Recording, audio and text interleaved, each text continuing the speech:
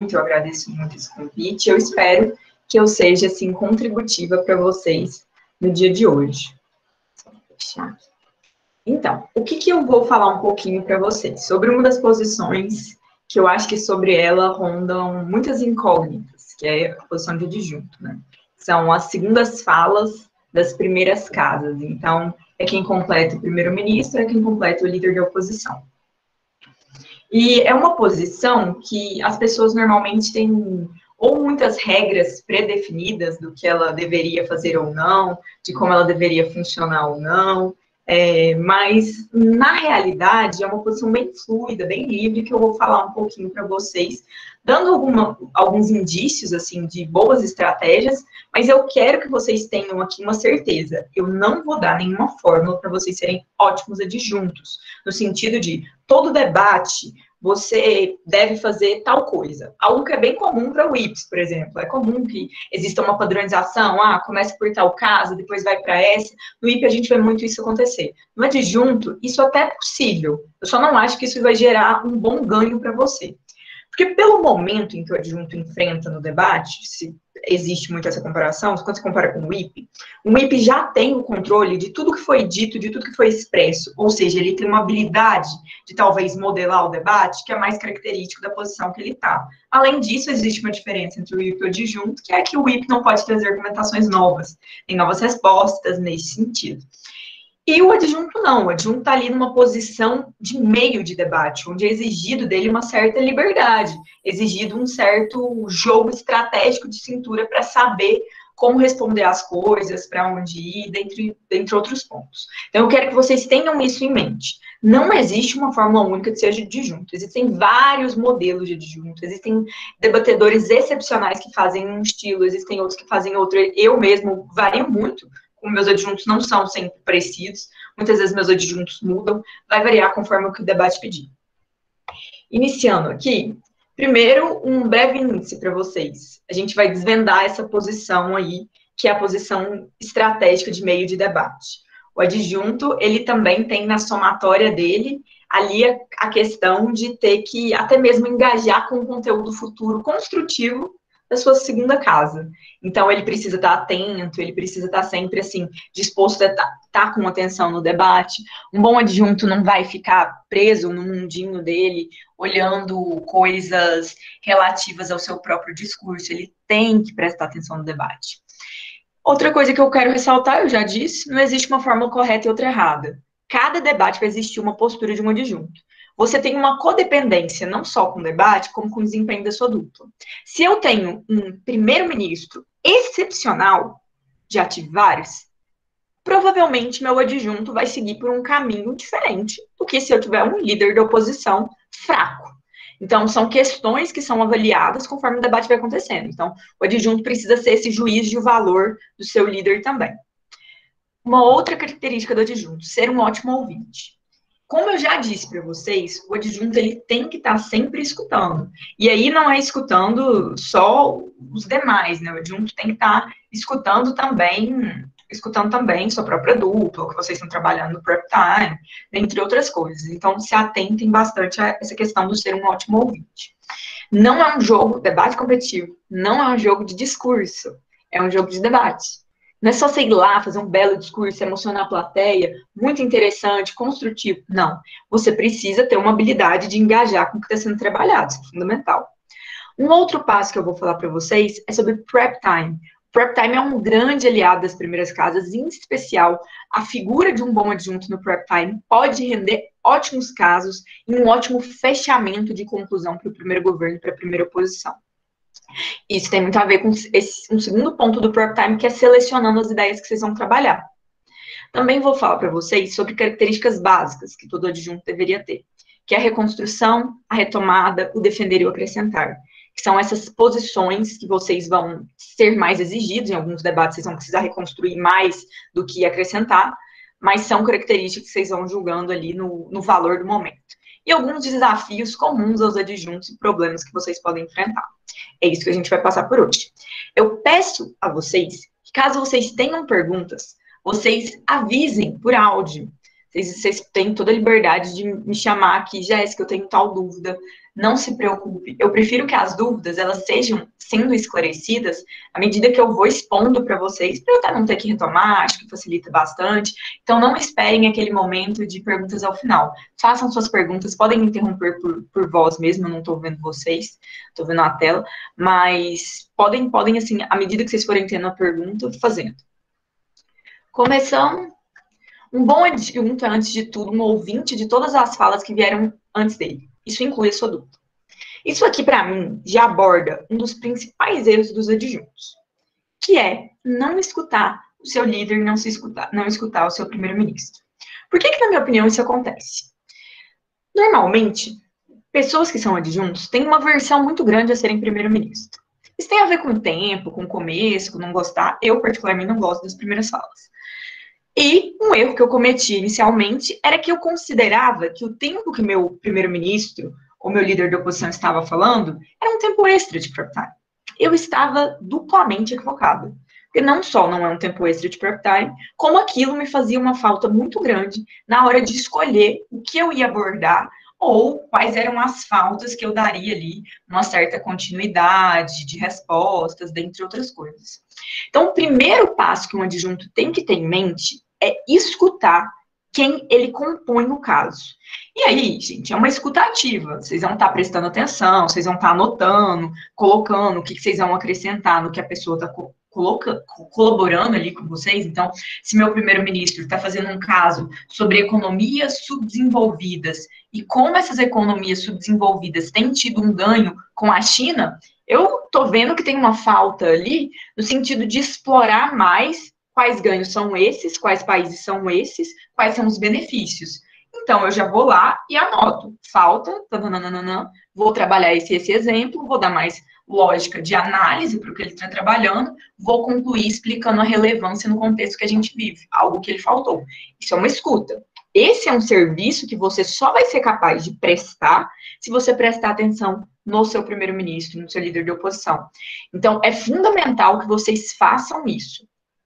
Caso vocês não façam isso, vocês podem ter discursos muito repetitivos, vocês podem ter discursos que estão abordando questões que já foram bem trabalhadas, ou, mais grave do que isso até, vocês podem supor que o seu primeiro-ministro provou alguma coisa, deu um mecanismo quando aquilo não está estabelecido, e você constrói em cima de um nada. Então, a partir do momento que você faz isso, o que você está fazendo não tem um peso argumentativo muito grande, você já está partindo de um salto lógico que foi iniciado pelo líder ali, então é bom você estar sempre disponível a escutar.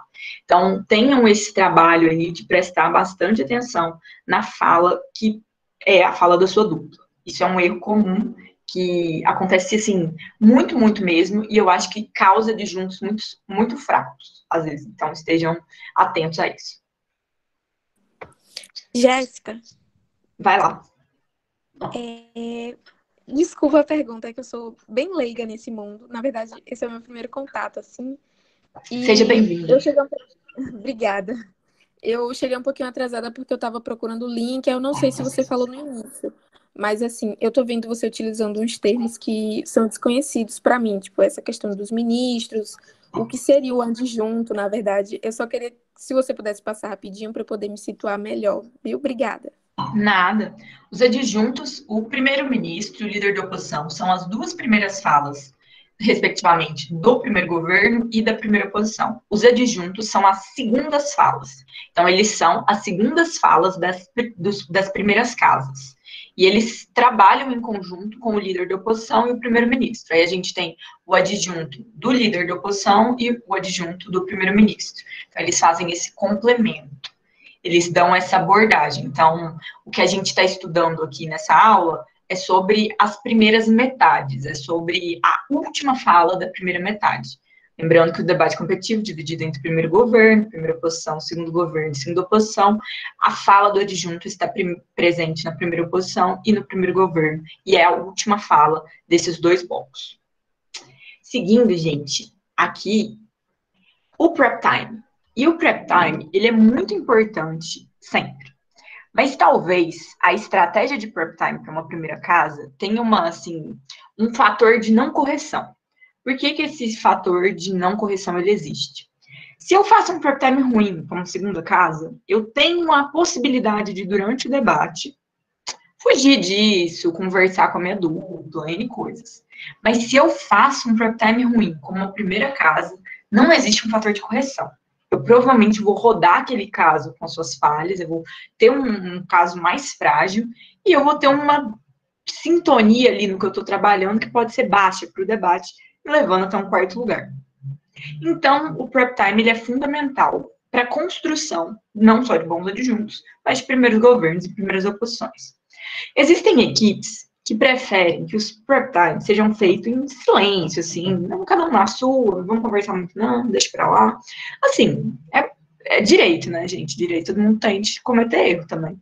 Mas, só que isso tem um problema, que é que quando você não discute o que você vai trabalhar com o seu primeiro-ministro, seu líder de oposição, você não tem uma unidade de caso, você não tem um fator de referência que vai guiar o caso. E aí a gente fala um pouquinho aqui sobre essa lógica do caso, né? O caso não precisa ser único, o caso é a composição de várias razões persuasivas porque você vai acatar uma medida. Então, o caso não precisa ser, eu tenho um caso que é sobre saúde só, e todos os meus argumentos giram em torno disso. Não, isso não precisa acontecer, vocês não precisam ter esse fetiche, assim, esse medo. Mas é importante que exista uma unidade no que vocês vão trabalhar na mente de vocês quando vocês estiverem trabalhando. Que esses assuntos sejam conectados de alguma forma. E essa forma, ela é analítica, né? Você pode conectar saúde com economia. Analisando, você pode fazer essas conexões. Porque isso vai dando mais relevância e substrato para o que você está querendo persuadir o eleitor a acreditar, o juiz a acreditar. Então, essa lógica, ela só vai acontecer de uma forma compartilhada pela dupla, se esses argumentos, se essa narrativa, se esse tempo de preparação também for compartilhado. Então, vocês precisam estar em comum acordo sobre questões estratégicas. Jéssica, mas e se houver uma discordância? Se houver uma discordância entre você e seu líder de oposição ou seu primeiro-ministro, eu tenho a opinião de que vocês podem resolvê-la de forma rápida, com a pessoa, um dos dois, possivelmente vai ter uma leitura de emoção melhor. Eu acho que essa pessoa deve ser a pessoa que vai ser escutada, isso é um fato. Mas, caso não exista e esteja muita briguinha, a minha sugestão é que se acate a visão de quem vai falar primeiro, que essa pessoa vai se expor primeiro, vai trabalhar aquelas questões primeiro, e depois o adjunto pode fazer uns encaixes de cenários, de IVNIF, que a gente vai falar mais adiante, mas, assim, em tese, para perder tempo, 5 minutos de prep time brigando com a sua dupla, não é uma boa estratégia. Então, às vezes, o melhor caminho é, ok, você vai falar primeiro, trabalha isso aí, e você ir tentando outros caminhos, assim. Isso é uma certa fragilidade, mas já corrige um problema que vocês podem encontrar. Mas, sobre o prep time, né? É muito importante que as perguntas sejam feitas. As perguntas são feitas à moção. Prep time, normalmente, algumas duplas vão ver o prep time como uma discussão de argumentos. Saiu uma moção sobre essa casa legalizaria o homeschooling. Vamos buscar argumentos para legalizar o homeschooling. Não é o melhor passo. O melhor primeiro passo é entender os contextos, é entender as nuances do debate e é tentar imaginar, num cenário hipotético, o que aquele debate vai ser. Porque se eu tenho isso, eu já estou pleiteando o terreno da oposição e o terreno do governo. Eu preciso entender o debate para construir a melhor estratégia. E, claro, o adjunto vai fazer muitas dessas perguntas, vai trazer muito material, vai construir bastante, porque o líder de oposição ou o primeiro-ministro já estará ali próximo de ter que produzir o seu discurso. Então, é comum que esse aspecto, às vezes, depois da discussão, por exemplo, vocês discutem cerca de 5 minutos iniciais do prep time sobre a moção. E depois, o líder da oposição vai escrever o discurso dele. O primeiro-ministro vai escrever o discurso dele. E você continua pensando e oferecendo material para que ele possa utilizar. E aí, outra questão. O adjunto, ele precisa contribuir para a primeira fala. Por que o adjunto precisa fazer isso? Um outro erro comum. Mas eu gosto tanto desse argumento, vou deixar ele para mim. Não existe isso. Nenhuma pessoa feliz com um bom adjunto vai fazer isso. Por quê? Porque se esse argumento é bom o suficiente para você querer ele só para você, é porque ele é relevante o suficiente para já vir adiante. Do que adiantaria o seu primeiro-ministro perder a oportunidade de já engajar com um bom argumento, já ir trabalhando esse bom argumento, só porque você, no seu egoísmo maior, decidiu que você queria falar sobre aquilo. Primeiro, você pode reabordar aquilo se não for bem trabalhado. Segundo, você pode pensar mais e depois desenvolver mais análises, mais casos, mais benefícios em relação ao argumento que você está ali trabalhando, o argumento que você está tentando expor. Então, você vai abordar aquilo, você pode abordar aquilo, é uma liberdade sua. Mas mais, você precisa entender que o esporte do debate competitivo ele é em dupla, não há nada que você possa fazer sobre isso. Então, o bom desempenho do seu primeiro-ministro, ele está atrelado também à sua vitória. Então, se você prefere ter uma nota assim, nossa, um ótimo argumento, vou tirar um 80, mas se o primeiro-ministro vai tirar um 60, você vai perder ainda assim. Então, não é uma boa estratégia. Então, não sejam adjuntos egoístas. Ofereçam substrato, material, não fiquem dividindo o caso. É fundamental que o mais relevante, o mais forte, venha na primeira fala, se possível. Então, ofereça isso à sua dúvida. E eu acho isso uma coisa muito importante, tá? E é também um erro comum, já vi acontecer com vários debatedores. Aqui, gente, algumas perguntas que o adjunto pode fazer no prep time. As melhores perguntas para mim são essas, são perguntas à moção. Inicialmente, parecem muitas perguntas, vocês devem estar pensando quanto tempo vai do prep time para isso. Hoje em dia, eu faço isso em cerca de 5 minutos. Eu respondo todas as perguntas. Eu pergunto primeiro a moção, todas as perguntas são feitas à moção. O material do debate competitivo é a moção, vocês nunca vão fugir disso. Então, ler a moção, prestar atenção na moção, criar situações de diálogo com a moção, são fundamentais para que vocês desenvolvam um caso que seja forte. Então, aqui, qual o status quo da moção? Por que é importante entender o status quo? Porque toda emoção, praticamente toda emoção, é debatida num presente. Para eu falar sobre aquele presente, sobre as mudanças que a emoção ocorreria ou que não ocorreria, eu preciso já ter, em tese, um universo onde eu sei o que está acontecendo. Então, se eu estou discutindo uma mudança da regulamentação de Bitcoin na China, faz sentido eu saber como acontece no status quo. Quais são as regras naquele país, quais são as lógicas de importar uma criptomoeda. Então, eu preciso entender quais são as mudanças. Eu preciso entender. Pode falar. Licença. Se, por exemplo, o meu primeiro-ministro não definir, porque geralmente é do primeiro-ministro fazer essas definições, assim, de status quo, não sei o quê, ou até métrica e tudo mais, eu posso estar nisso, fazer isso, já que ele não definiu ou não ficou tão bem delimitado assim? Pode. Você pode fazer... Eu acho que o termo da definição, às vezes ele gera meio que uma ideia de regra, sabe? Existem questões fundamentais que só o primeiro-ministro pode fazer, por exemplo, a lógica de modelação. Contraproposta, primeiro-ministro e líder da oposição. Mas mesmo nessas regras, é comum e é válido, e está nos manuais, se for olhar na Constituição do WDC, está lá, que pode sim, um adjunto, fazer uma contribuição ao modelo que está acontecendo ali, se o modelo já está exposto. Então, é um complemento, não é dar um novo modelo, não pode dar novo modelo, mas pode fazer um complemento ao que já foi exposto pelo adulto. A mesma coisa sobre status quo, relevância, framing, é total aberto para o adjunto fazer isso. Mas aqui, a gente ainda está no prep time. Então, no prep time, é importante que você já estabeleça qual é o status quo. Agora, se o seu primeiro-ministro esquecer de mencionar ou dar relevância de qual é esse status quo e como ele dialoga com o caso de vocês, você tem toda a liberdade do mundo, está dentro das regras, está tudo bem, sobre isso está tudo bem, que você faça, de fato, essa contextualização, não há problema nenhum. Uma outra pergunta que eu acho muito importante é por que esse debate importa. Por que o debate de regulamentação do Bitcoin na China importa? Primeiro, porque vários mercados estão sendo afetados, porque isso é importante para o desenvolvimento de uma moeda que pode ou não gerar uma bolha, então influencia na autonomia financeira de várias pessoas. Então, assim, eu tenho que interpretar por que as coisas importam. Quando eu já mostro na minha cabeça por que aquele debate importa, eu não estou dialogando só com o meu lado, eu estou dialogando com os dois lados. Isso é muito importante nesse começo aqui do prep time, que é mais estratégico. Depois, eu costumo perguntar qual é o cenário de governo. Qual é o cenário de governo? É sobre, no cenário em que essa moção foi aprovada, o que muda? O que vai melhorar, o que vai piorar, quais são os benefícios, quais são os malefícios, e depois eu refaço a mesma pergunta para a oposição. Logo, Jéssica, pode falar.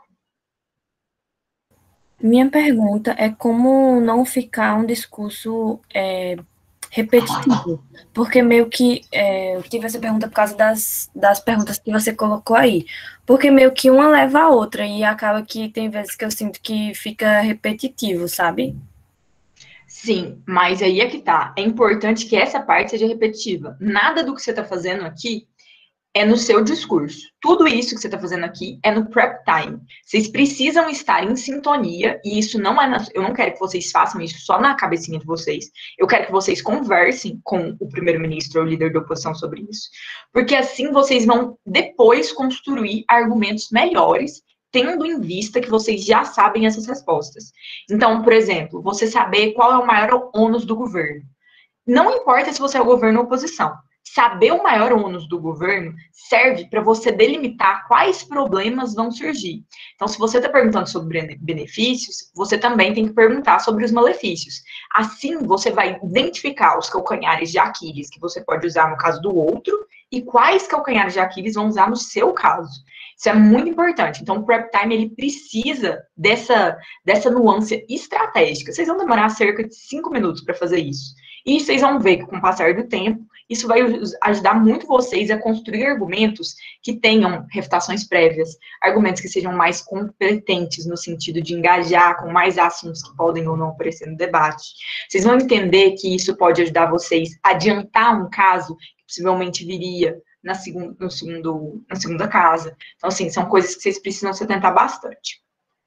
Outra pergunta importante é quais são os agentes, como esses agentes são influenciados nessa moção, uma pergunta razoavelmente clichê, mas que em alguns casos ela acaba direcionando vocês para escolher um stakeholder que pode ser mais abordado pelo adjunto. Então, se o meu primeiro-ministro fez um bom trabalho e eu preciso ali de um backup mais explicativo sobre um impacto, isso que eu fiz no prep time pode me direcionar para isso. Outras perguntas importantes e estratégicas são quais são as principais métricas do debate, não só a sua, mas dos outros lados também. Qual framing seria mais relevante num debate? Esse exemplo do Bitcoin, um bom frame é a ascensão da moeda, outro bom frame é a lógica de controle dos bancos, outro bom frame é o Biden injetando tanto dinheiro assim na economia dos Estados Unidos e o impacto no mercado cripto. Então, há muitos frames que vocês podem escolher, vocês vão discutir e chegar num consenso. E, por final, aí vocês vão partir para a argumentação per si, que é qual a melhor saída para vencer esse debate. E aí é para vocês. Essa melhor saída, ela vai ser construída com base nessas perguntas. É por isso que é importante a leitura de moção e o prep time estratégico. Porque se você não sabe o que você está debatendo, se você só tem uma vaga suposição, e isso parece um pouco doido, porque em tese a emoção saiu, você sabe o que você está debatendo, mas você precisa entender o debate, você precisa entender como as coisas vão acontecer. Então, num debate como, por exemplo, do homeschooling, você sabe que vai ter um argumento sobre a liberdade dos pais em relação ao conteúdo didático. Quando você já sabe disso e você é oposição, já compensa que na fala do seu primeiro-ministro isso seja previamente refutado, isso seja previamente trabalhado. Argumentos de oposição são uma ótima forma de você construir argumentos. As refutações, elas nada mais são que um argumento inverso, que prova o completo oposto do que vocês estão trabalhando. Então, entender essas questões é importante para que vocês tenham uma construção muito boa. E aqui, uma outra coisa sobre o prep time. Eu, Jéssica, no meu prep time de adjunto, eu não costumo fazer nada além de preencher as perguntas. Eu anoto alguns argumentos aqui e ali, mas o meu grande momento de ver para onde o debate vai, do caso, é durante o debate.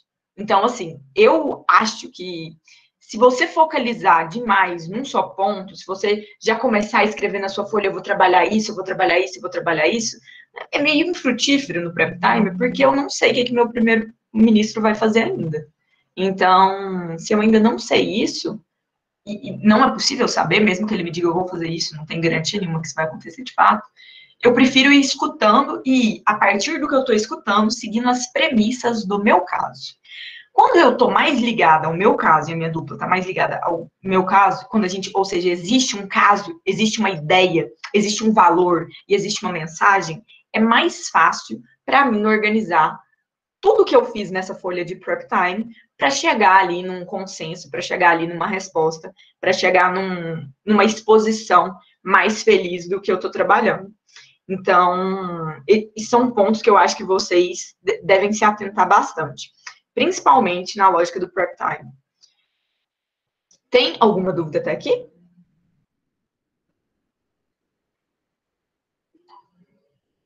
Podem perguntar, meus queridos.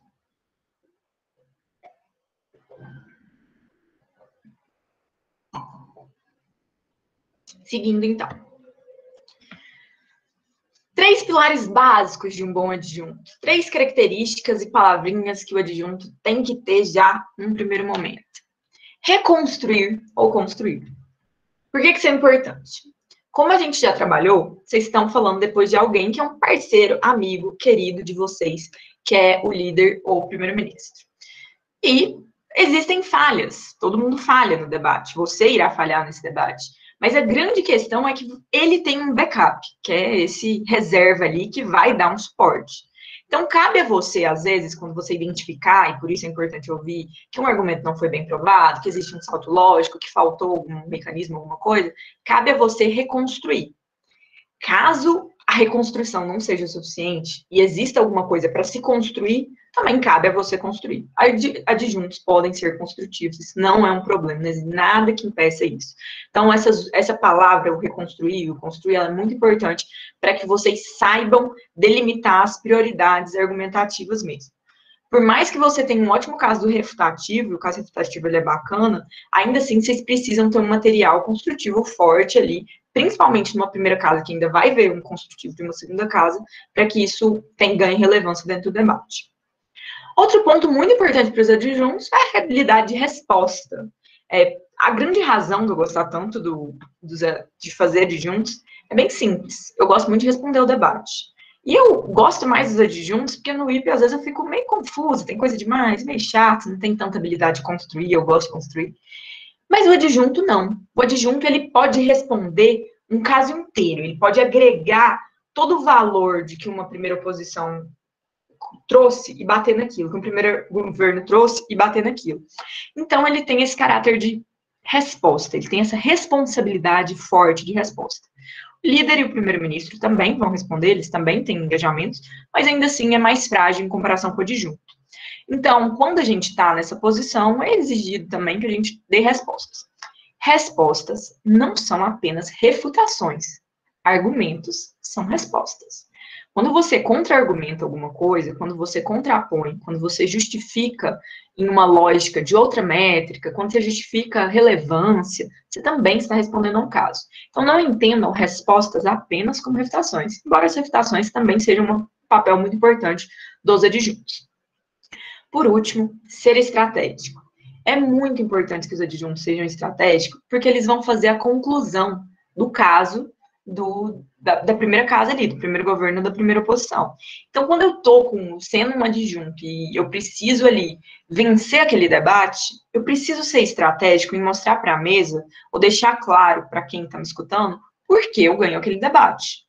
Então, eu preciso mostrar como o meu cenário importa mais, eu preciso mostrar como eu sou mais relevante à luz do caso que já foi exposto. Eu preciso garantir as questões mais estratégicas do debate. E retomo, mais uma vez, isso está muito casado a um bom prep time. Porque se você fez aquele prep time numa lógica de estratégia, você, em tese, já entendeu quais são os pontos de maior relevância do debate. Isso tem muito a ver com a leitura da emoção. Então, esses são 3 pilares que eu acho que o adjunto ele precisa ter em mente sempre antes de começar um discurso. Alguma dúvida até aqui? Jéssica, a questão porque às vezes eu fico na dúvida, pelo menos vou perguntar o que você faz. Você começa, enquanto adjunta, refutando os argumentos, por exemplo, da oposição, ou já que o seu foco principal é blindar o caso, você tenta juntar as refutações, juntamente com os argumentos que você já tinha pré-estabelecido, digamos assim. Eu fico geralmente nessa confusão de o que fazer primeiro. porque o que é que vai tornar mais relevante, sabe? Isso é uma ótima pergunta. Eu tendo a primeiro abordar a construção. Como eu disse, eu gosto muito de construir. Minha posição preferida não é o adjunto, é a extensão. Embora o adjunto seja a minha melhor posição em termos de vitória. Mas eu gosto muito de construir e eu identifico com uma facilidade grande falhas que estão acontecendo no nosso caso, no caso da minha dupla e meu. Então, a minha abordagem mais comum é começar reconstruindo.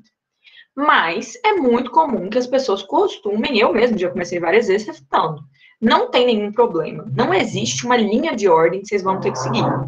Mas, assim, neste começo, talvez eu tenha que admitir que seja mais simples que vocês comecem já respondendo e depois abordem a reconstrução. Isso é um hábito, não só do começo, tem grandes debatedores que seguem esse percurso, mas, assim, isso pode facilitar bastante. Talvez, para quem está começando, em termos de iniciando aí essa trajetória, talvez seja um processo mais satisfatório e mais claro do que vocês precisam fazer. Mas eu sou, assim, uma grande defensora aí da liberdade de como você se sente mais confortável. Eu, desde o começo, não me sentia confortável já começando com as refutações. Então, acho que é bem que trabalhar isso. Mas tem casos que, às vezes, refutar é muito simples.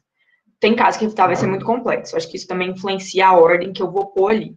Então, eu vou trabalhar mais adiante alguns modelos de adjuntos que eu faço, mas aqui, mais uma vez, reitero, não é uma regra, eu não estou dando uma cartilha, eu acredito na liberdade dos adjuntos, não se nascem adjuntos, torna-se.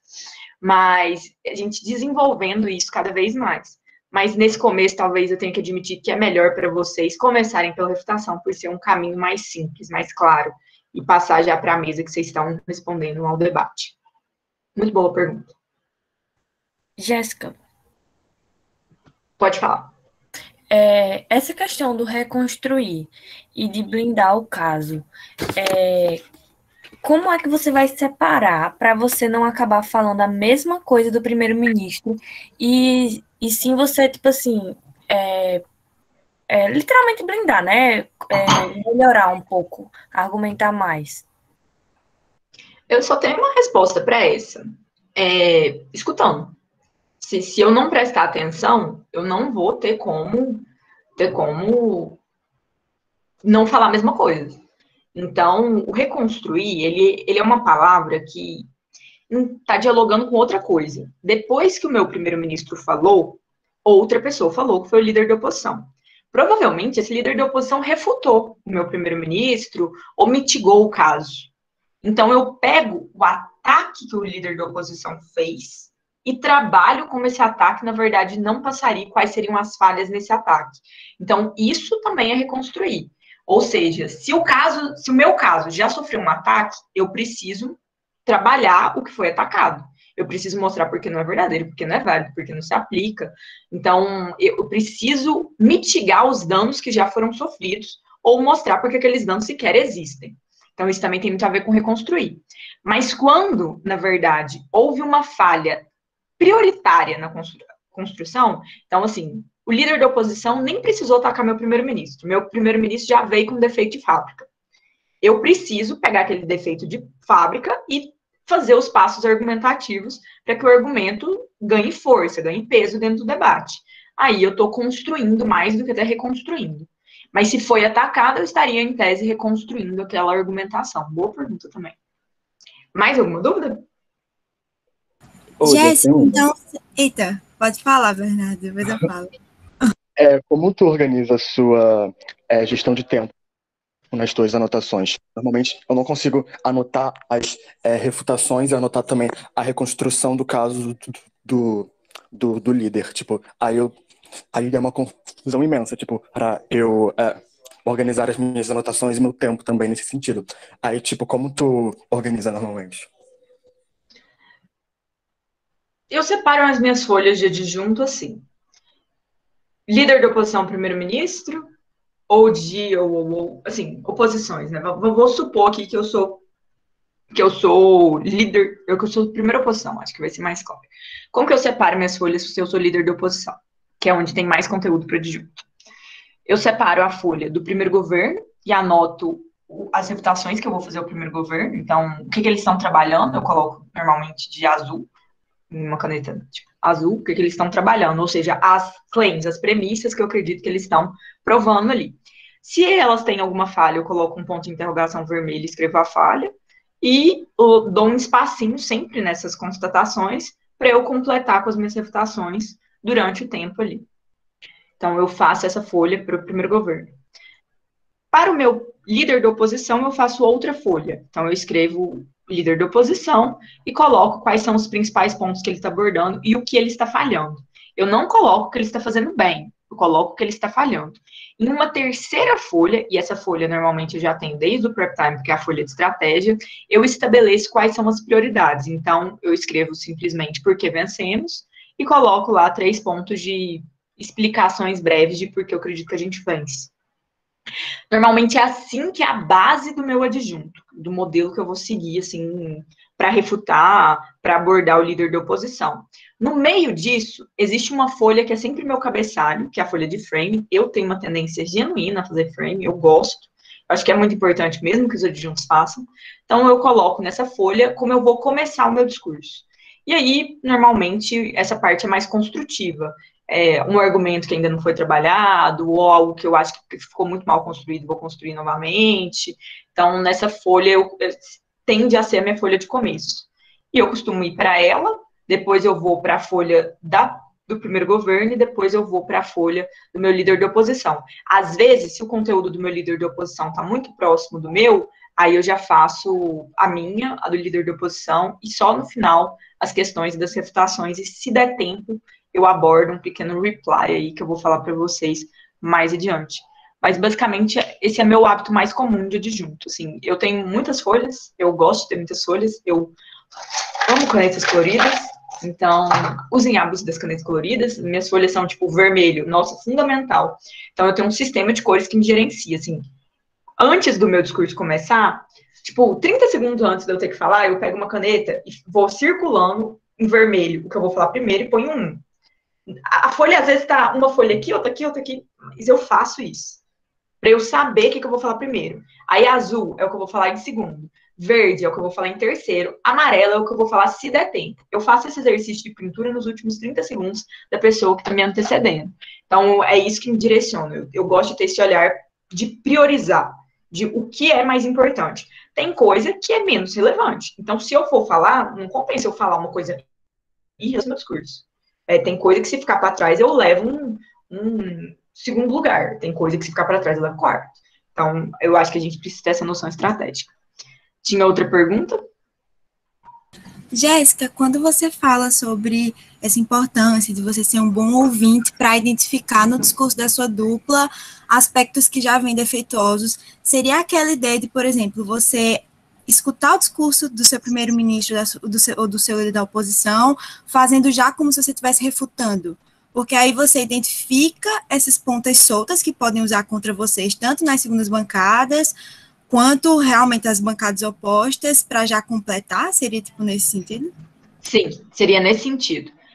Eu acho que as pessoas têm muito medo de ver defeitos no seu líder de oposição, no seu primeiro-ministro. Isso é um erro do adjunto. O adjunto, em tese, deveria trabalhar ali naquele momento de escuta como adjudicador. Se eu estou vendo que determinadas coisas não estão sendo bem feitas, eu preciso lidar com elas. Assim, a oposição não vai falar, cara, eu gosto muito dele, não vamos criticar, não. Isso não vai acontecer. Então, cabe a você criar caminhos para sair daquilo. E o melhor caminho para sair daquilo, muitas vezes, é assumir que houve uma falha. Então, você precisa ter um olhar crítico e atencioso para ele. Tentando corrigir, por exemplo, citações, assim, flagging, assim, bom para isso.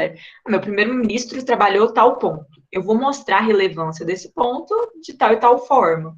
Fazer um complemento, dar um mecanismo. Então, você precisa estar atento a isso, sim. Mais alguma dúvida? Jéssica, é só em relação ao prep time. Porque, assim, eu costumo me organizar tendo um momento também para pensar sozinha antes de conversar com a minha dupla. Só que, tendo aquelas perguntas iniciais lá que é bom fazer no prep time, eu fico com medo de acabar não tendo todo esse tempo, sabe? Aí eu queria saber como você se organiza em relação ao tempo. Tipo, sei lá, quantos minutos para fazer isso, sabe? Bacana.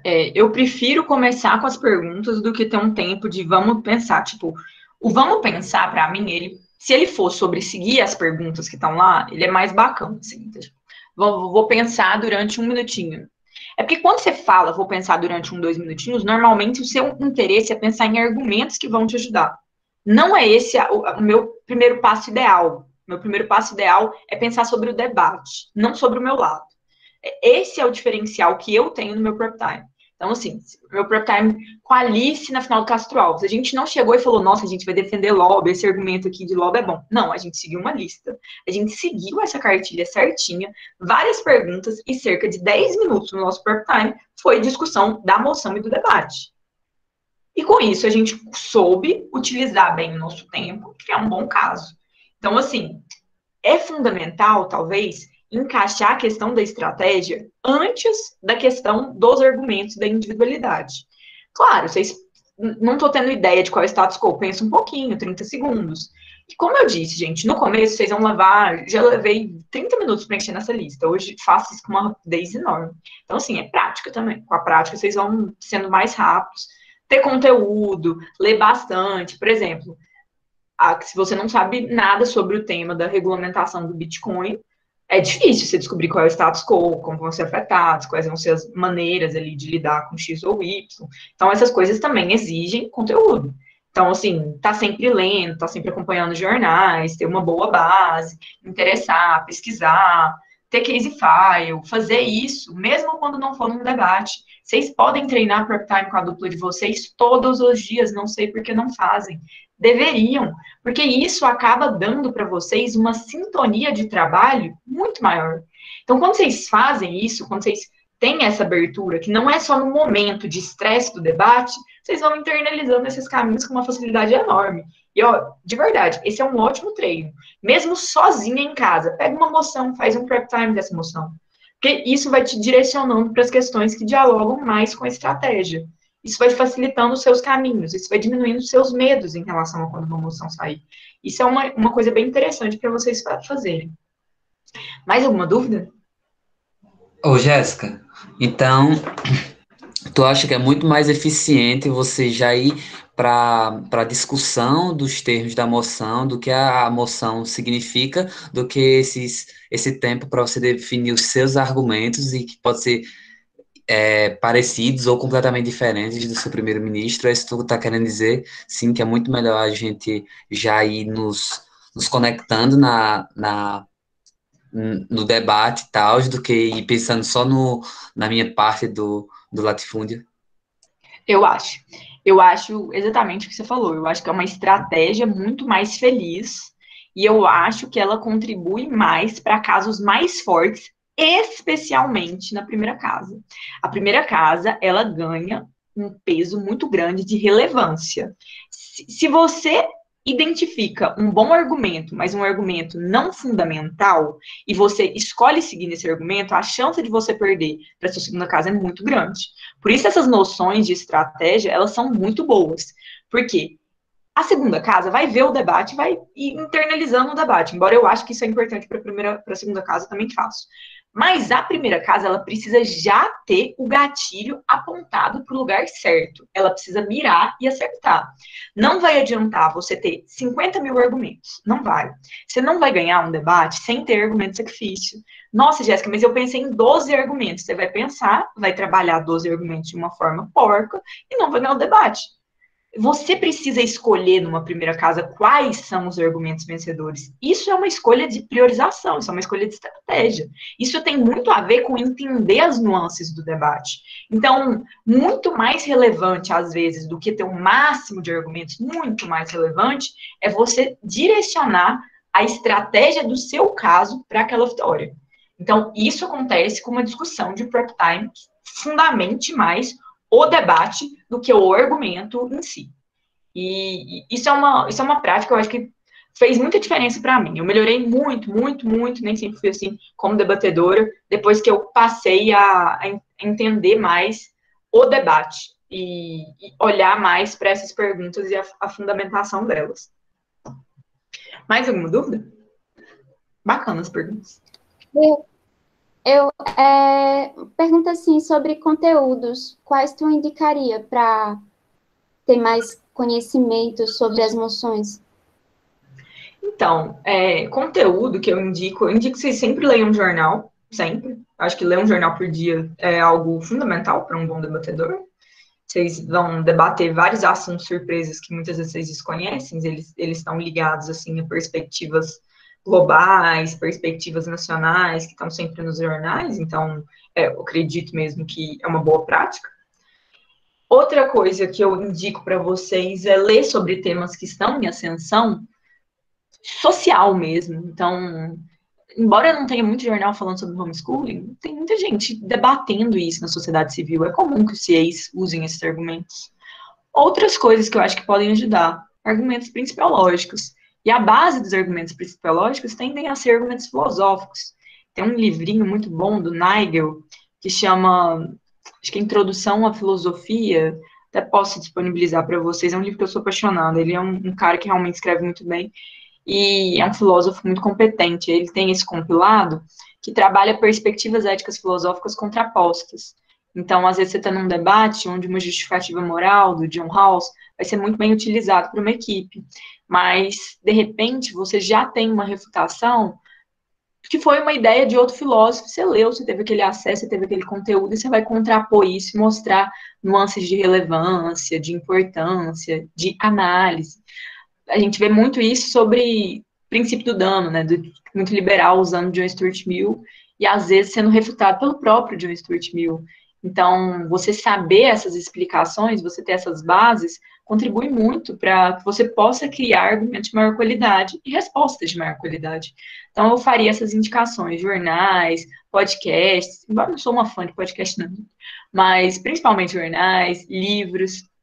Assim, há muitos livros como Justiça, do Sandel, que todo mundo fala bastante, alguns livros de conceitos de economia que podem ajudar vocês, palestras sobre relações internacionais, que são comuns até sobre determinadas questões, como o caso de Israel e Palestina, vocês podem estar sempre acompanhando. Então, eu diria que essa base, ela provavelmente é o pilar mais importante do debate competitivo. Se alguém me pedir assim, Jéssica, a coisa mais importante do debate competitivo? Conteúdo.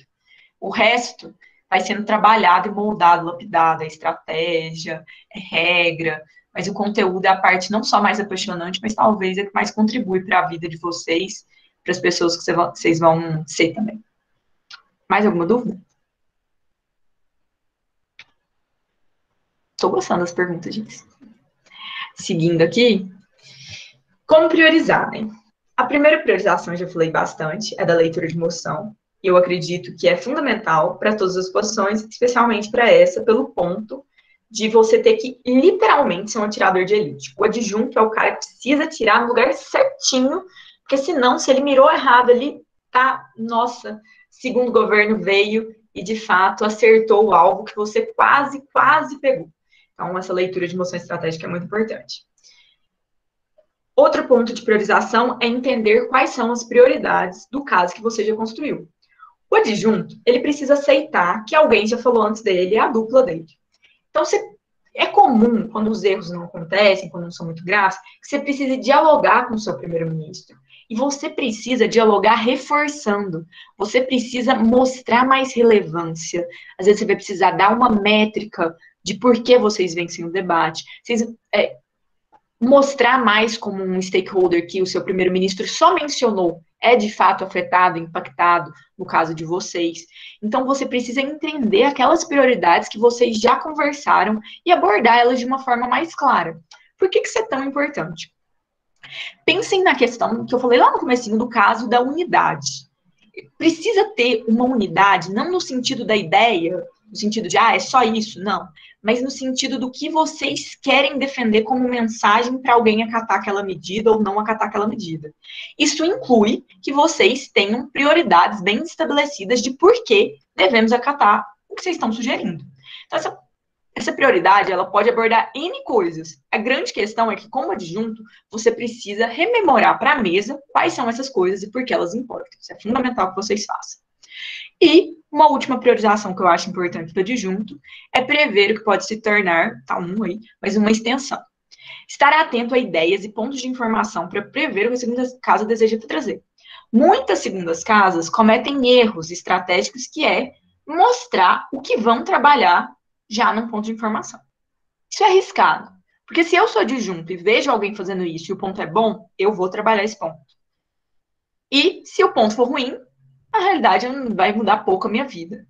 Então, no geral, saber, assim, por exemplo, uma vez eu estava num debate e alguém fez uma pergunta sobre a situação das mulheres. Eu percebi que a pessoa ia fazer uma extensão feminista. Eu encaixei na minha argumentação sobre stakeholders, na minha argumentação sobre as pessoas carentes, a pauta das mulheres. Então, eu encaixei a necessidade desse tipo de suporte e apoio. De fato, aquela era uma extensão boa. E aquele encaixe, casado com tudo que eu já tinha construído, me levou à vitória. E quando a segunda casa foi trabalhar a extensão feminista, querendo ou não, essa extensão ela já estava derivada de um stakeholder meu, para o qual eu já havia dado uma explicação de qual efeito seria ruim para aquele grupo em específico e por que não deveríamos acatar a medida. Então, a minha segunda casa não conseguiu ganhar. Então, estejam atentos a isso. Se vocês perceberem vocês discutiram prep time, foi ótimo, tá bacana. Mas, de repente, deu um insight no discurso do líder da oposição por conta de um ponto de informação ou por causa de uma fala dele, de um ótimo argumento, de um argumento muito forte. Tente encaixar esse argumento no seu discurso. Tente encaixar no seu caso, até mesmo mostrando como que isso dialoga, às vezes, com o que o primeiro-ministro ou o líder da oposição já está trabalhando. Então, façam isso, é uma boa tática, isso é uma boa técnica. E, para isso, também, ouvidinho atento. Pontos de informação do outro lado são sempre bem-vindos. Ceda também esses pontos de informação. Sempre aceitem pontos de informação. Jéssica, eu não tenho tempo. Não, você tem tempo. Ponto de informação é uma prioridade. Você tem tempo de falar, você tem tempo de aceitar o ponto de informação e de fazer esse ponto de informação. Aceitem, façam pontos de informação em todas as posições do debate competitivo. É feio e é sem graça não fazer isso. Raras situações onde isso é justificado. Então, se já aceitou 2 pontos, a dupla já aceitou 3 pontos, 2 aí, muita história, mas aceitem. Uma dúvida até aqui? A Leandra está com a mão levantada. Pode falar. Desculpa, eu já perguntei. Ah, tranquilo. Seguindo aqui, avaliando seu líder. Como eu disse, a parte da escuta é muito importante, e o líder aqui se refere tanto ao primeiro-ministro quanto ao líder da oposição. 3 prioridades simples para vocês sempre terem em mente. Argumentos capengas, estratégias ruins. Você precisa identificar isso com uma facilidade grande. Porque se um argumento está frágil, esse argumento está bambo, esse argumento não está vivo mesmo no debate, você precisa corrigir isso, ou aquele argumento sequer vai existir, e vocês vão perder por conta disso. E estratégias ruins. Às vezes vocês discutiram no prep time, mas ele foi ainda assim por um caminho meio estranho. Você vai ter que corrigir isso de alguma forma. Normalmente, a forma de se corrigir isso é criando um even if, que é aquele ainda se. Então, se o meu adjunto, se o meu primeiro-ministro fez uma colocação que talvez atrapalhe o meu caso, o que eu vou oferecer de substrato é falar de um cenário hipotético onde tal coisa vá acontecer e como que a gente venceria nesse cenário, que é, por acaso, o cenário mais provável na minha interpretação da moção e do outro lado também. Então, o even if, ele é necessário, ele não é um esfaqueamento, ele não é uma contradição, mas ele oferece ali uma saída para o que pode ser uma estratégia ruim. E sempre tenham em mente, argumentos capengas precisam ser completados. Então, se o argumento está frágil, você precisa retomar aquele argumento para que vocês possam obter a vitória. Prioridade número 2, mecanismos que não foram explicados. Às vezes o meu líder de oposição, o meu primeiro-ministro, tem uma ótima fala de questão relativa à importância da mídia para gerar engajamento no feminismo. Então, a mídia é muito importante para gerar engajamento no feminismo, a gente precisa da mídia e várias justificativas. Mas ele nunca me diz como a minha moção, e o mecanismo tem a ver com esse como aquela moção, como aquele efeito que eu estou sugerindo vocês acatarem, como ele vai, de fato, desenvolver esse engajamento da mídia em relação ao público e à causa. Se eu percebo essa falha, eu preciso trabalhar essa falha, que é completando o mecanismo de como aquilo vai acontecer. Então, é muito comum que uma falha também dos primeiros casos seja em relação aos mecanismos, e às vezes aquele típico caso da segunda casa, que fala, eu vou dar um mecanismo e vou ganhar o debate. Isso aí é muito raro de acontecer, inclusive. Mas você pode ajudar a que isso não aconteça de jeito nenhum, que é percebendo quais são as falhas na mecanização do seu caso, que já vieram na sua dupla. Então, isso é muito importante que vocês façam. Prioridade número 3. Qual a relevância do nosso caso e por que ele vence? Essa é uma boa pergunta de encerramento. Essa é uma boa conclusão. Pensa que isso tem um pouquinho a ver até com uma lógica de você quer finalizar por que vocês venceram o debate. Você quer dar essa explicação. Ela normalmente está casada com relevância. Por que ela está casada com relevância? Porque você ainda tem duas bancadas que vão vir falando além de você oferecendo novo substrato, então é bom que você mostre por que você é importante nesse debate, por que você vence esse debate. E também a questão de por que você é mais relevante que a sua posição. Não é necessário só refutar, mas às vezes eu não preciso nem refutar, eu preciso mostrar que eu sou relevante. Dá um exemplo aqui, eu estava num debate na semifinal do Rio Pro Am. E era uma moção sobre o Ninho, e Norton Becker, e a primeira oposição falava sobre que o mais importante do debate era o benefício da cidade. Eu concordei muito facilmente com isso. Mesmo sendo governo, eu concordei, mostrei por quê. No aspecto de relevância que eles elaboraram, que era este, nós venceríamos o debate. Então, usei a métrica deles contra eles e assim venci o debate. Então, essa é uma estratégia que nem sempre vai constar como uma refutação direta, mas sim sobre um contraponto de porque o que vocês querem resolver é mais resolvível do meu lado da casa, é mais fácil. A Alice brincava com isso, e é realmente muito verdade, a gente só precisa resolver um problema do debate competitivo uma vez. Se eu resolvo de uma forma mais eficiente, mais rápida, com um efeito mais barato, qualquer coisa desse tipo, em tese eu já estou ganhando. Então, não é que só uma solução funciona, é qual solução é melhor. Então, tenham isso em vista na hora de explicar a relevância, porque seu caso vence. Jazz? Pode ir. Como tem muita gente que começou, tem tipo um mês aqui nessa formação, então eu acho que vale a pena falar sobre algumas dicas para piores cenários possíveis. Por exemplo, na colônia de férias teve muita dupla rotativa, e às vezes tinha gente que estava tendo tipo a primeira experiência e fez dupla, né, não realmente tinha como se programar, e pode acontecer do meu PM ser desafiado. Ele fez lá uma definição doida, a gente não conseguiu salvar, não realmente tinha o que fazer, e eu como adjunto estou querendo aí, tentando pleitear, salvar alguma coisa. Dá uma dica para eles, assim, de como tentar salvar no pior cenário possível. Eu vou dar essa dica mais para frente. Eu vou falar um pouquinho sobre isso, que é o grande surto de todo adjunto, né? Daqui a pouquinho, a Dácia, eu respondo essa, mas é uma ótima pergunta. Vocês vão ganhar essa dica. Como eu costumo organizar meu discurso, e aí Bernardo, essa aí já foi assim, para você até a priori, né? Primeiro, eu costumo gastar, idealmente, gente, isso é importante, idealmente, tudo aconteceu bem, meu PM, nossa, foi bacana, tá assim, tá legal. Então, um debate bacana. Eu costumo fazer assim na minha cabeça. 1 minuto de framing e retomada da mensagem principal do caso, sempre que acredito que existe uma mensagem principal, algo que é mais relevante da nossa parte, eu já gosto de começar com isso. 2 minutos e 30 eu gasto com o necessário argumentativo construtivo, que é as falhas que eu possivelmente vou identificar ou novos argumentos que eu queira trazer. Então, eu gasto aí esse tempo com mais ou menos um argumento só que isso me permite. Durante 3 minutos, eu dou respostas aos casos da oposição e, nos últimos 45 segundos, eu tento explicar aquela última perguntinha, que é o reply, que é por que a gente vence o debate, por que a gente ganha esse debate, porque nós somos bem melhores do que eles. Então, essa é minha construção ideal, assim, ideal. É o que acontece nos melhores casos.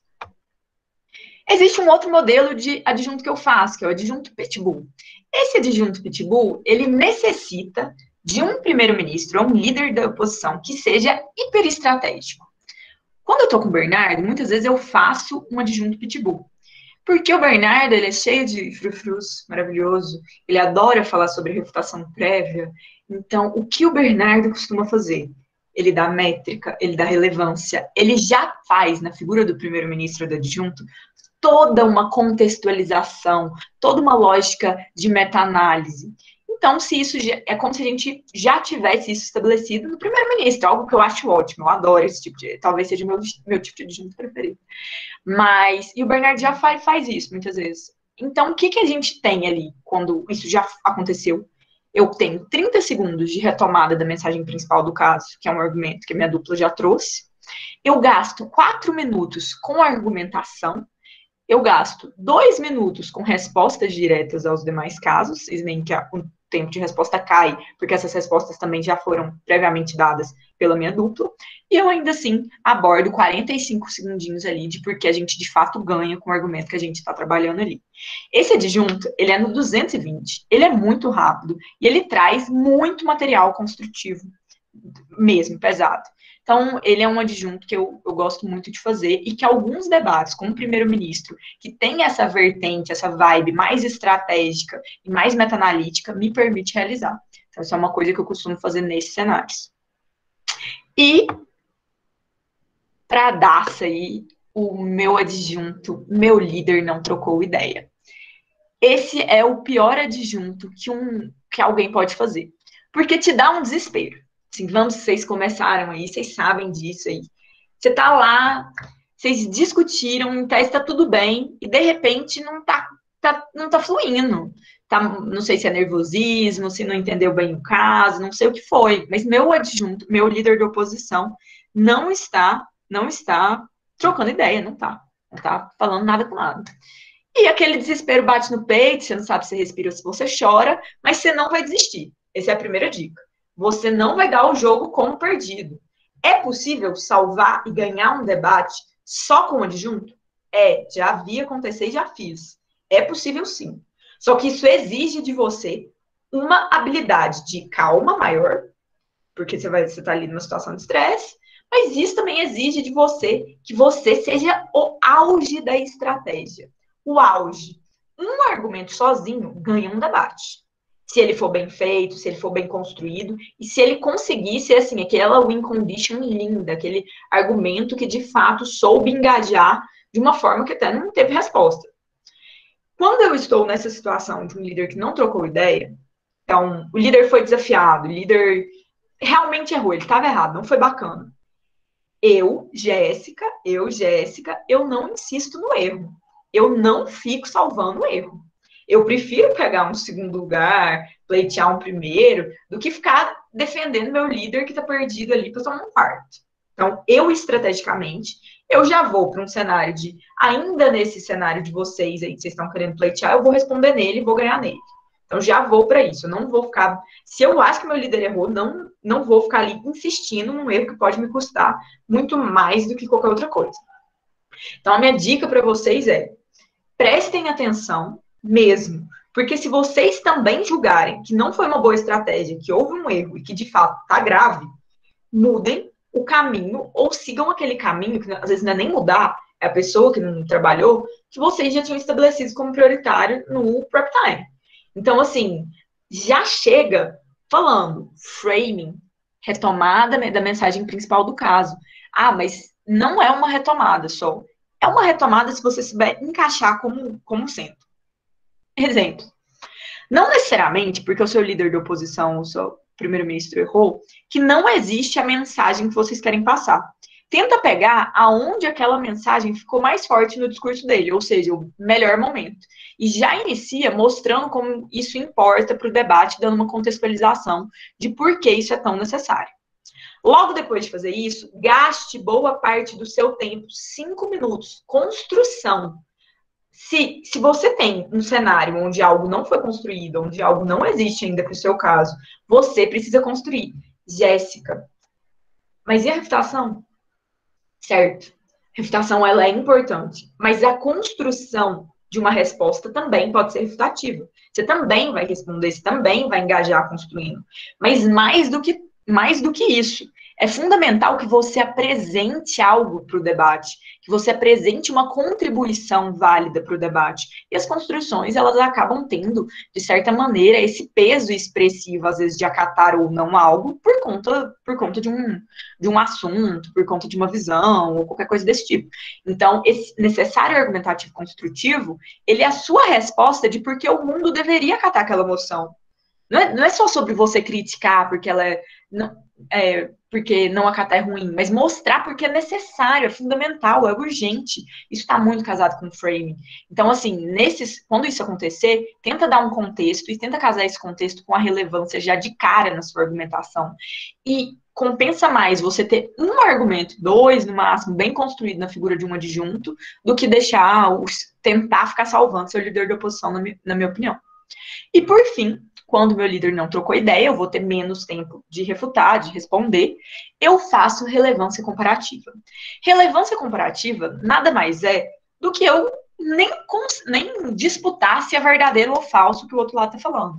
Mas eu tentar mostrar, porque ainda com o que eles estão falando, o que eu estou falando é mais importante. Então, eu não estou refutando, não estou falando até errado. Estou falando o seguinte, eles podem estar certos, mas é mutuamente excludente, e o que eu preciso, o que eu estou defendendo é mais importante do que isso, por conta disso e disso, disso. Isso é uma boa estratégia que também é uma resposta. Então, acatem bastante isso, que com certeza vai ajudar vocês. Alguma dúvida até aqui? Jéssica, então, sendo bem realista, assim, se for para priorizar enquanto adjunto, num caso desse de surto, você argumentar, você responder, a prioridade é argumentar. A minha prioridade é argumentar. A minha prioridade é argumentar. Por uma razão simples. A mesa não pode refutar. A mesa não pode argumentar por mim. Mas a mesa pode comparar os meus argumentos com os argumentos do outro lado. Então, assim, é papel da mesa fazer comparativas, é comum isso. É papel do debatedor, é bacana que faça. Mas também é papel da mesa. Então, assim, se existem 2 argumentos e a mesa está sopesando, ok, tal, tudo bem. O que a mesa não pode fazer é finalizar minhas argumentações por mim ou dar os meus argumentos que eu não dei. Então, assim, aqui é o jogo mais difícil e a minha resposta em tese, ela está muito mais na relevância comparativa, não tentar encaixar por que isso é mais importante. Ou seja, nesses casos, eu tento mesmo focar no que importa para mim. Porque é um caso de surto, você tem que ter uma saída ali. Então, eu aconselho que vocês acatem mais, quando isso acontecer, essa questão da construção. Dá para salvar. E também, gente, ainda que vocês não tomem um primeiro, é melhor você ter um construtivo ali para ganhar das segundas casas, ainda que você perca para uma primeira casa, do que você simplesmente dar o jogo, surtar também, dar o jogo como ganho e não construir os seus argumentos, e não construir os seus pontos. Muitas refutações dependem da construção de um argumento. Como eu disse, a refutação ela é um argumento inverso. Então, às vezes, compensa mais que você construa sobre o seu ponto e o benefício do seu ponto, do que você atacar o ponto do outro e deixar ali o sopesar, às vezes, para a mesa de edificação, que pode sim fazer. Isso não é entrar no debate quando o argumento for exposto. O problema é quando a mesa completa os argumentos. Aí que não é bacana.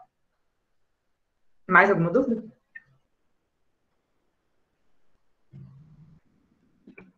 Seguindo, gente.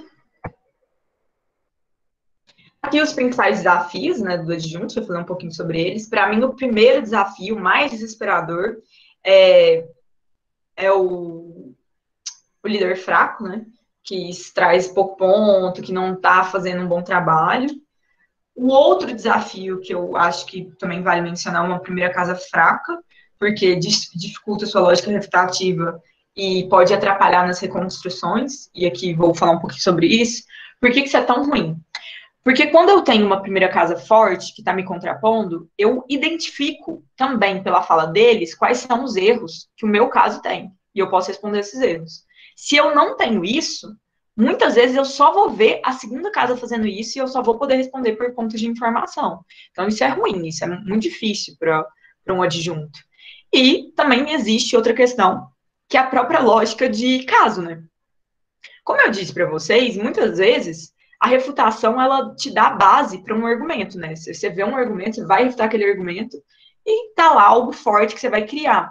Quando a gente tem uma primeira casa que está ali debatendo com a gente, é muito frágil, é muito fraca, é difícil que eu refute pontos tão fracos, sabe? Pontos ruins. Então, isso toma um pouco do meu tempo, isso toma um pouco da minha habilidade de ler o debate. Então, isso atrapalha bastante. Uma dica sobre isso. Tenha em vista qual é o melhor caso do outro lado.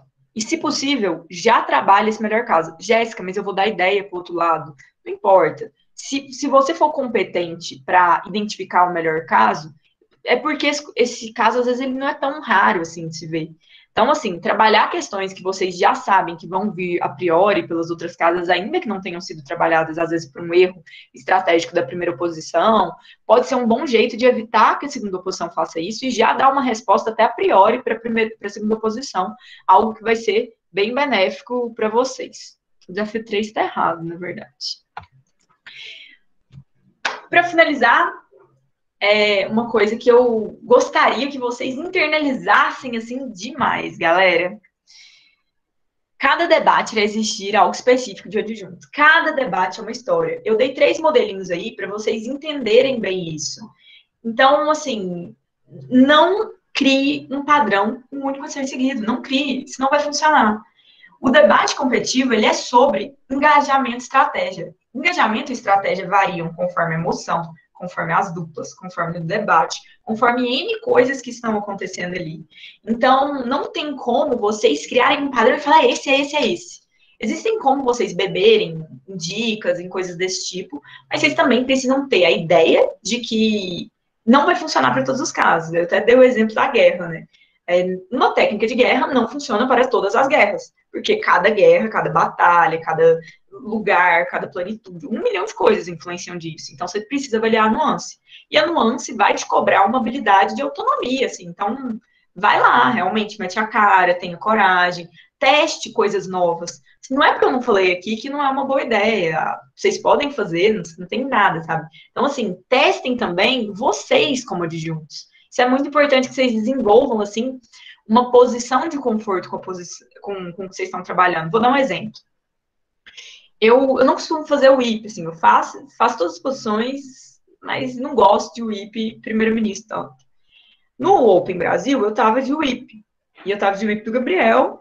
E naquele tempo ali, eu fiquei, gente, vou estudar bastante o WIP. Eu vi várias palestras sobre o WIP, modelo e tal. Mas o que eu fui percebendo? Que o modelo mais tradicional, que é aquele WIP de a primeira posição, a casa, eu não gostava. Não funcionava para mim.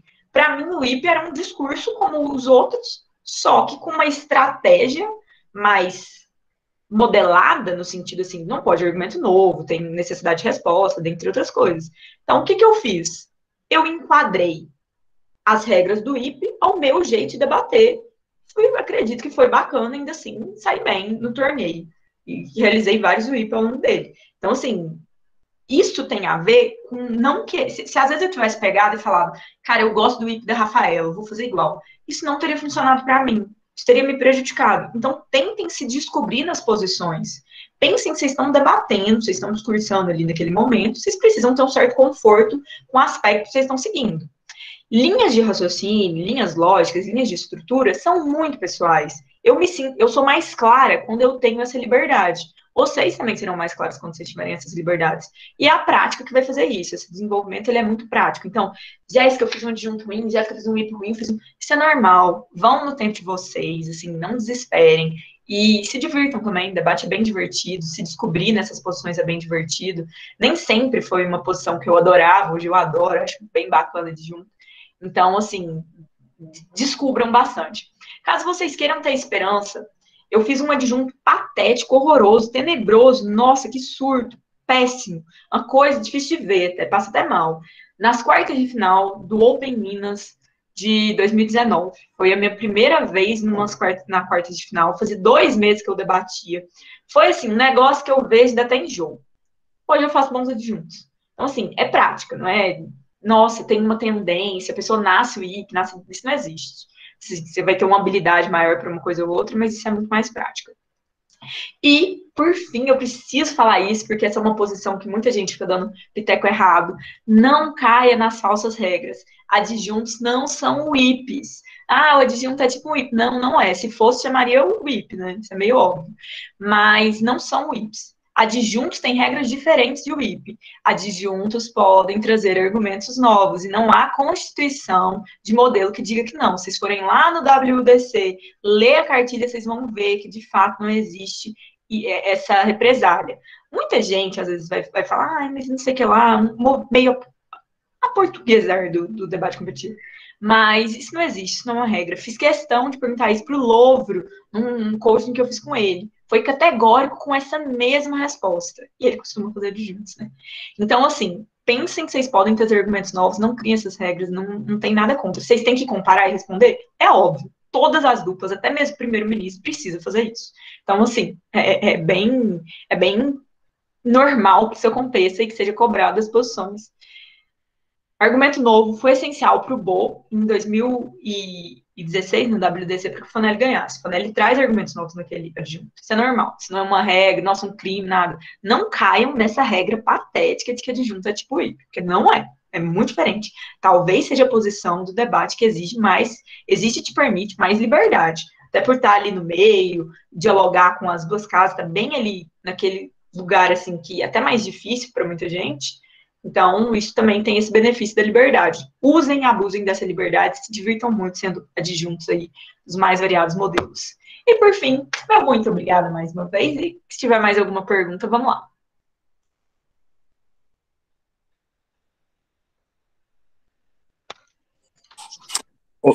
Ô Jessel, tipo assim, como normalmente tu refuta integradamente com o seu caso? Tipo, a lógica deles não somente está errada, só que na verdade é do meu caso também, sabe? Tipo, eu acho que é uma coisa útil em adjuntos, tipo, até em whips mesmo, só que eu tenho uma dificuldade muito grande. Tipo, como normalmente você refuta assim? Gente. Bernardo, essas perguntas, eu acho que elas normalmente, elas também vêm uma regra onde não existe, sabe? Então, não vou te dar uma resposta aqui, nossa, eu refuto integralmente de tal e tal forma. Depende do argumento. Sempre vai depender do argumento. Se eu tenho um argumento fraco do outro lado, é muito mais fácil para mim integralizar ele ao meu discurso, mostrando qual seria ali o desvio, qual seria o problema que está acontecendo na leitura da casa ali que está me refutando, tentando disputar comigo. Então, eu acho que a melhor forma de fazer isso é, de fato, variando conforme o argumento. Não existe uma resposta assim. Tem muita gente que fala que faz refutação integral e não faz refutação integral. Faz nada. Então, eu acho que separar isso, sabe? Por exemplo, se eu tenho uma argumentação, deixa eu ver um debate, pegado do homeschooling que está na minha cabeça, porque eu falei bastante isso. Se eu tenho uma argumentação no homeschooling sobre a liberdade dos pais, que foi aquele exemplo que eu dei antes, e a dupla estabelece a liberdade dos pais, o governo estabelece a liberdade dos pais de ensinar pátrio poder, valores, etc. e tal. Não é muito difícil para mim integrar isso à minha refutação. Por quê? Na oposição, eu provavelmente construiria a importância de que as crianças tenham acesso a boas formações. E essas boas formações, elas precisam sair do ambiente paterno ali, de uma lógica de estar dentro da minha casa, de uma lógica de família, e partir para um ambiente acadêmico. Então, é importante que essas crianças desenvolvam essa autonomia. E aí, quando eu vou comparar a liberdade dos pais, eu vou falar que essa liberdade ela é menos relevante porque ela segue existindo. Os pais ainda passam bastante tempo com os filhos, os pais eles ainda podem passar valores, questões relativas à religião, a visões de mundo. Então, isso não é perdido. Mas uma liberdade é perdida, que é a liberdade das crianças de ter o máximo de conhecimento e preparo acadêmico para as situações que elas irão vivenciar em sua vida adulta. Quando eu estou fazendo isso, eu estou fazendo duas coisas. Eu estou construindo o meu argumento sobre a lógica das crianças, da priorização das crianças e dos mecanismos de educação. E, por outro lado, eu estou refutando o ideal de liberdade que os pais, em tese, vão trabalhar ali como algo importante. Então, eu estou fazendo as duas coisas ao mesmo tempo. Isso é uma refutação integrada, isso é uma resposta, mas é uma resposta que vem já dentro da minha argumentação. Então, acho que isso é um bom exemplo de como fazer isso. Aí eu vou adicionando fatores e continuo na lógica construtiva. Eu acho que refutações integradas são bem bacanas, mas nem sempre é possível uma refutação integrada.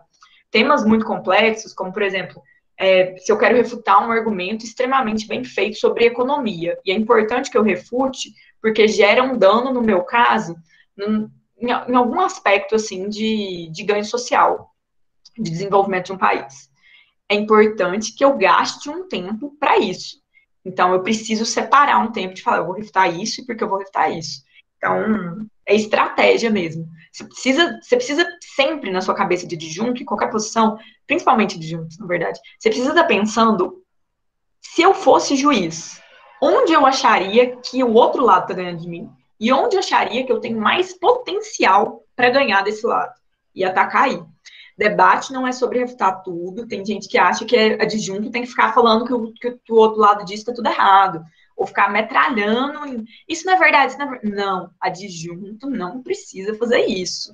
Adjunto precisa responder as questões certas. É sobre isso. Tá tudo bem. A gente ama essa frase, é sobre isso também. Mais alguma dúvida?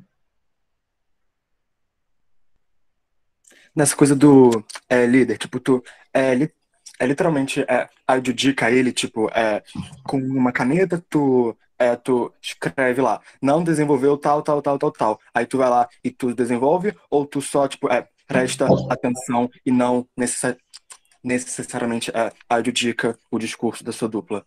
Eu adjudico. Eu não adjudico no sentido de como se eu fosse um juiz, eu paro tudo e fico anotando tudo que ele fala, não. Mas eu realmente seleciono o que ele não está fazendo. Então, eu considero isso adjudicação. Então, eu estou realmente com uma leitura que não é tendenciosa do benefício, mas é tendenciosa do erro. Eu tento ter essa visão. Então, não é como se eu parasse tudo para adjudicar meu primeiro-ministro, assim, tipo, não, esse ponto... Não faço isso. Mas eu estou adjudicando no sentido de identificar as falhas e já selecionar quais falhas eu preciso trabalhar. Não são todas as falhas que eu vou ter tempo de trabalhar, então eu preciso priorizar também a questão de quais falhas eu irei abordar, como que eu vou falar sobre elas. Tem uma pergunta aqui do Pedro.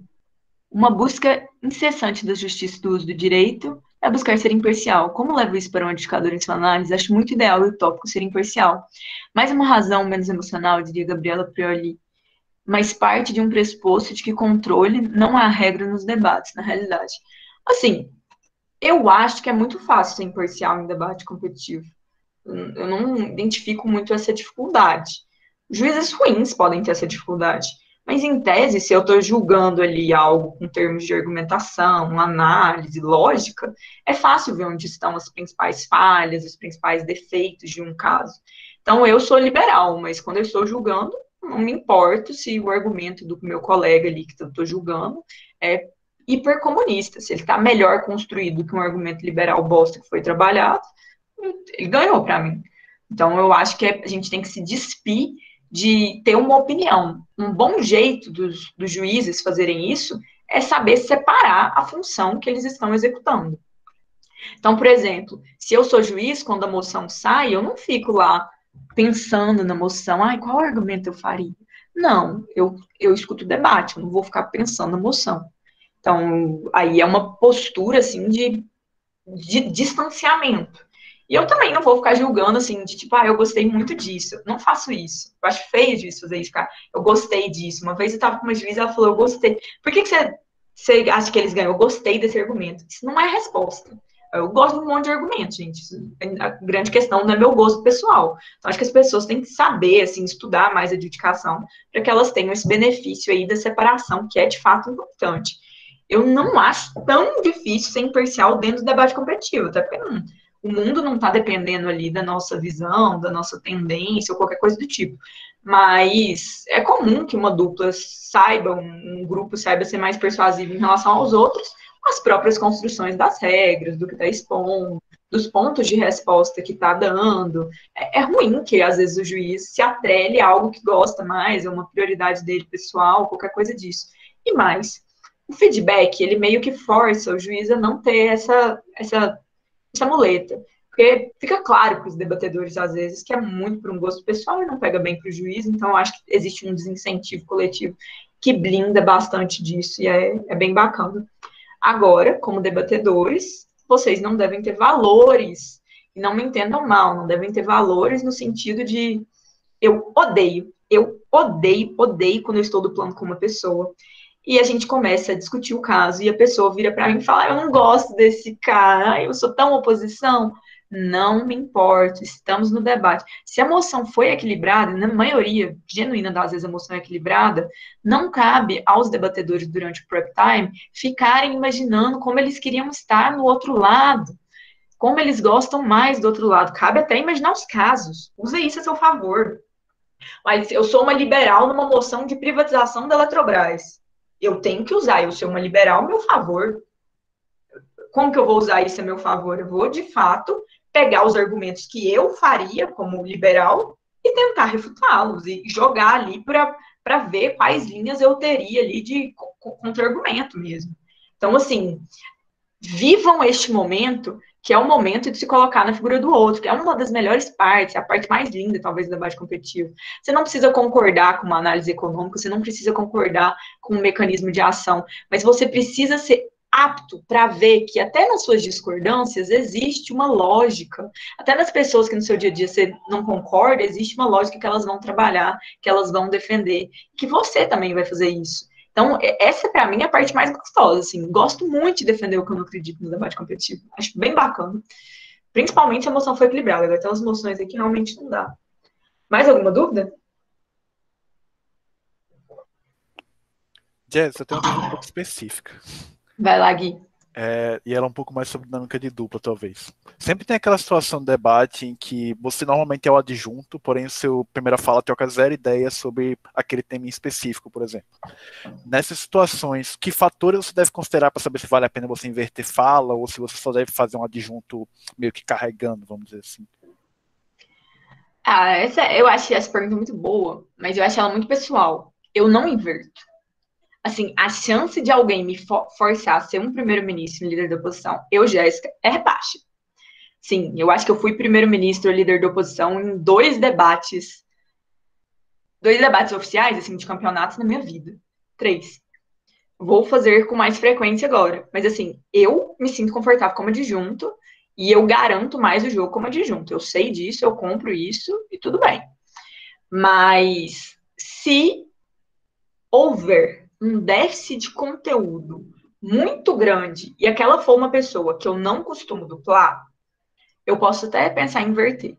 Agora, se é uma pessoa que eu já duplo mais, a gente já tem uma afinidade maior no prep time, eu prefiro que a gente gaste o prep time dando conteúdo e substrato para ele. Então, por exemplo, Bruno e eu, na final do Open Natal, foi na final do Open Natal, a gente teve essa dúvida de quem seria primeiro-ministro, porque tanto eu quanto o Bruno não gostamos da posição. Então, a gente teve essa dúvida, até a priori seria eu. Mas aí saiu o tema, e o tema era um tema que eu tinha uma afinidade maior e o Bruno menor. A escolha do Bruno foi ele ser primeiro-ministro, e isso foi muito estratégico. Por quê? Porque a escolha dele de ser primeiro-ministro é que eu poderia gastar 15 minutos construindo com ele o caso que ele iria usar. E depois eu ia ter que lutar, me virar para dar as refutações, prestar atenção, dar mais material porque eu estava trabalhando. Então, eu acredito que isso funcionou bastante, assim, achei bacana, embora a gente não tenha vencido, achei bacana, assim, a funcionalidade naquela situação. Eu tendo a achar que pode ser um caminho melhor, assim. É mais fácil a pessoa fazer um primeiro-ministro estratégico com um conteúdo que foi dado no prep time, do que uma pessoa que não está muito confortável com o tema dar as respostas para o outro lado. Então, pode ser mais difícil dar as respostas. Então, talvez eu priorize a manutenção ali no adjunto mesmo. Mas é uma questão bem pessoal. Mas eu tendo a achar que, se vocês se acostumaram a fazer um jogo, quando vocês mudam por nervosismo, tipo, vai ter mais erro que acerto. Então, eu não sou uma entusiasta dessas mudanças de última hora, assim, tipo, não, vai lá, você faz primeiro-ministro. Talvez porque eu não gosto de primeiro-ministro. Mais alguma dúvida?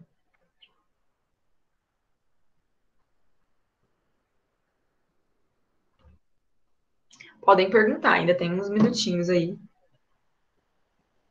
E muito boas perguntas, gente. Muita gente também, bacana.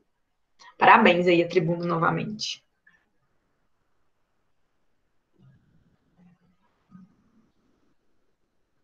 Dou-lhe uma, dou-lhe duas, dou-lhe 3. Ótimo, então. Então, acho que já encerramos. Muito obrigada a todo mundo que ficou aqui. Gostei muito de conhecer todos vocês. Espero que seja, assim, um período no debate competitivo muito bom na vida de vocês, que vocês também aproveitem, se divirtam, treinam, vençam, deem o melhor de vocês e que façam esse esporte que eu tanto amo crescer cada vez mais. E é isso. É tudo que eu tinha para expor hoje. Foi um grande prazer estar aqui. Agradeço imensamente mesmo o convite e contem sempre comigo aí, Tribuna.